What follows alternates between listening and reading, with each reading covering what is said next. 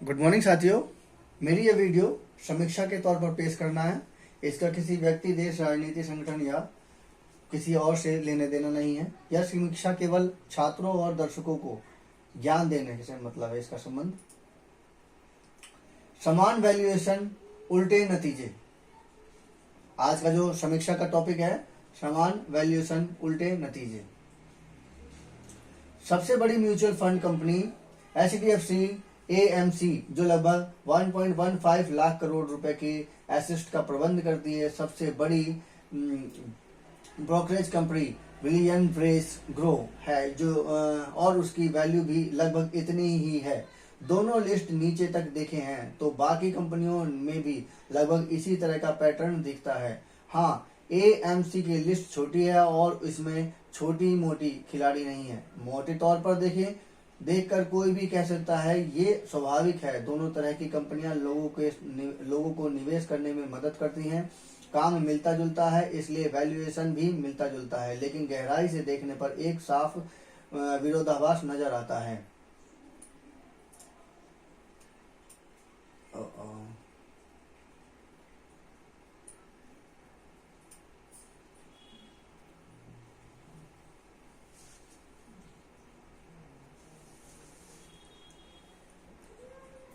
मोटे तौर पर देखकर कोई भी कह सकता है कि ये स्वाभाविक है। दोनों तरह की कंपनियां लोगों के निवेश करने में मदद करती हैं।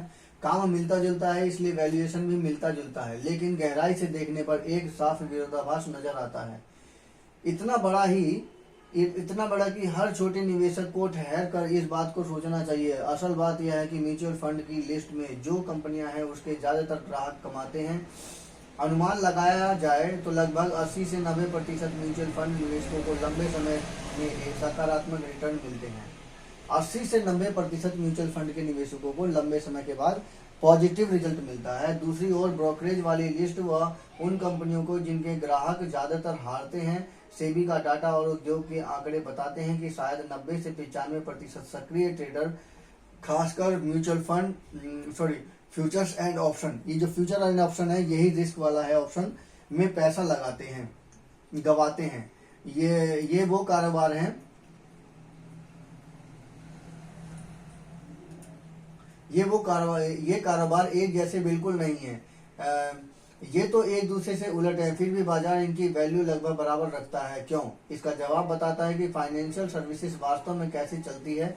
यहाँ असल खेल है।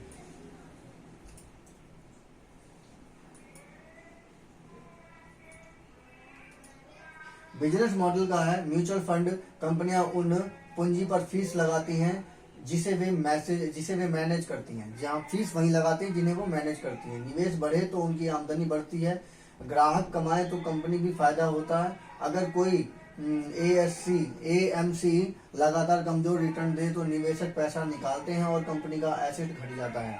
ये मेरे साथ भी हुआ है ऐसा। केवल ये उन्हीं पर फोकस करते हैं जिनसे उन्हें कुछ जो वो कंपनियां उनको मैनेज करती हैं, केवल उन्हीं पर ही वो ज्यादा फोकस करते हैं। और मेरा तो क्या हुआ था कि पूरा पैसा ही लगभग डुबा दिया था उन्होंने।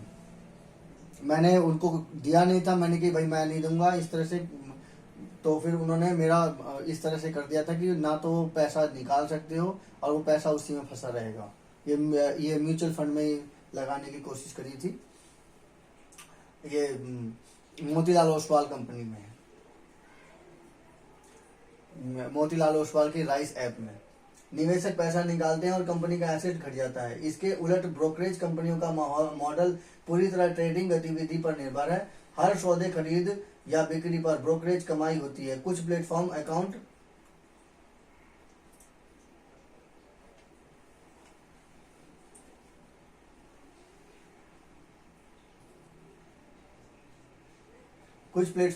शुल्क या मार्जिन फंडिंग से भी कमाते हैं। जिनका ज्यादा ट्रेडिंग उतना ज्यादा आमदनी, जितनी ज्यादा ट्रेडिंग उतनी ज्यादा आमदनी। ग्राहक कमाए या हारे, इससे कंपनी की कमाई पर कोई असर नहीं पड़ता। यदि मॉडल छोटे निवेशकों के लिए सबसे बड़ा जोखिम बन जाता है, क्योंकि बार बार ट्रेडिंग वही चीज है जो ज्यादातर लोगों का पैसा डुबोती है। ये बहुत ही इंपॉर्टेंट पॉइंट है।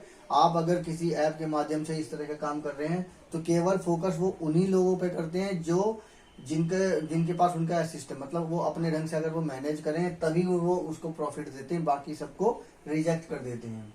ये कमाई का जरिया है। अगर सरकार इस पर अगर एक्टिव नहीं हुई तो एक ना एक दिन ये एक बड़ा जबरदस्त घोटाला बनकर इसके सामने आ सकता है, और सरकार को इसके लिए सोचना चाहिए। अदरवाइज एक मोटी कमाई देश की वो एक बेकार जाएगी, और लोग फिर बार बार वो शेयर मार्केट में इसी वजह से निवेश नहीं करते। केवल 9% से 10% या 11% आई थिंक इतने ही लोग केवल शेयर मार्केट में निवेश करते हैं। क्या फायदा है ऐसी जगह पर पैसा लगाने के, जब बीच में बिचौलिए ही इस तरह का काम करते हैं। सरकार को इस बारे में सोचना चाहिए कि सरकार ये जो मैनेज करने वाले जो असिस्टेंट हैं, खास करके जो ऐप द्वारा प्रोवाइड करवाए जाते हैं, वो किसी न किसी तरह से अपना फायदा बनाने के लिए इस तरह की एक्टिविटी कर देते हैं, जिसकी वजह से केवल और केवल घाटा होने की वजह से कोई ना कोई उसमें निवेश करना बंद कर देता है। उसमें मैं भी शामिल हूँ। बाजार दोनों बिजनेस मॉडल को इसलिए समान वैल्यू देता है क्योंकि दोनों राजस्व पैदा करने में कारगर हैं। कोई ब्रोकरेज अगर ट्रेडिंग बढ़ा दे तो उतना ही कमा सकता है जितना कोई एएमसी लंबे निवेश मैनेज करके कमाती है।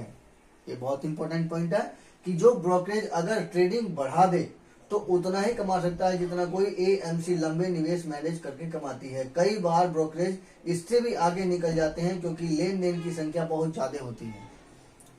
ये इंपॉर्टेंट पॉइंट है, लेन देन की संख्या अगर हो जाती है तो उससे और ज्यादा ब्रोकरेज कमा देते हैं। लेकिन निवेशक के लिए यह अंतर बहुत अहम है।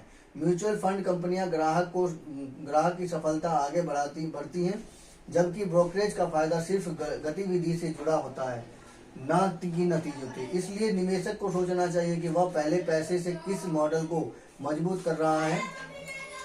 यही समझ में आगे चलकर बड़े नुकसान से बचा जा सकता है और बेहतर निर्णय लेने में मदद कर सकता है। तो ये आपको समीक्षा किस तरह से लगी कृपया मुझे बताइए और कमेंट कीजिए।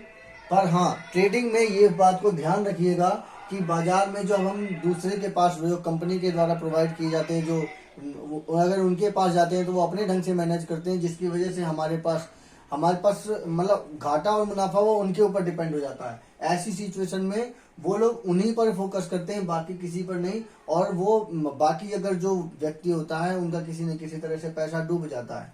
कई बार तो पता ही नहीं चलता हमने कितना पैसा उसमें लगा दिया और कितना उसमें से रिटर्न मिला है।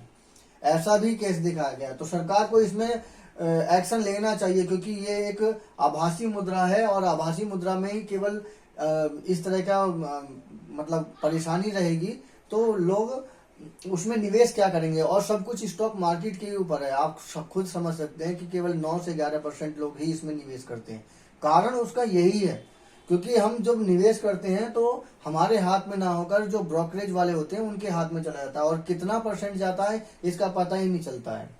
नॉर्मल आदमी सिर्फ जमा करता रहता है, उसको इतना निकालता नहीं है और बार बार वो कैलकुलेशन नहीं करता। नतीजा वो निवेश जो करता है उससे वो इतना कमा नहीं पाता है। नतीजा वो लास्ट में कहता है कि मैं तो तंग आ गया हूं और मैं इसे छोड़ रहा हूं। ये समीक्षा किस तरह की लगी कृपया कमेंट कीजिए और बताइए, और मेरे चैनल को सब्सक्राइब कीजिए। इसी तरह के इंफॉर्मेशन जानकारी के लिए मेरे चैनल को सब्सक्राइब कीजिए। धन्यवाद।